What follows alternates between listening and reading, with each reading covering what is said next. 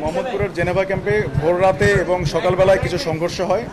উক্ত সংঘর্ষে অনেকগুলো বোমা নিক্ষেপ হয় এবং কিছু গোলাগুলি হয় এবং কিছু দেশীয় অস্ত্র দিয়ে আপনার কোপাকুপি হয়, যে একজন লোক নিহত হয়। সেই কারণে আমরা আজ সন্ধ্যায় যৌথ অভিযান পরিচালনা করি। উক্ত যৌথ অভিযানে আমার সাথে র্যাব ছিল, পুলিশ সদস্য ছিল এবং আমরা যৌথ অভিযান করে প্রথমে সন্দেহভাজন 34 জনকে গ্রেপ্তার করতে সক্ষম হই। তারপর আমরা আমাদেরকে সেনা ক্যাম্পে এনে ওনাদের সবাইকে ভেরিফিকেশন করি।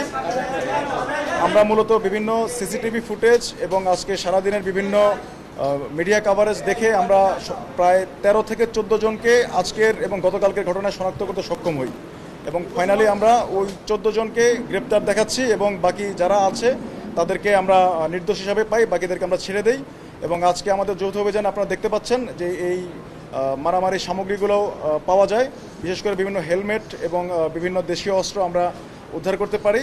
এবং এই যে 14 জন আছে তার মধ্যে 3 থেকে 4 জনকে মোটামুটি প্রত্যক্ষভাবে আজকের যে হত্যাটা হয়েছে তার সাথে সম্পৃক্ততা পাওয়া গেছে। বাকিটা তদন্ত করে আমরা আমাদের আইন প্রয়োগকারী সংস্থা অন্যান্য বাহিনী যারা আছেন সেটা ওনারা ব্যবস্থা নেবেন।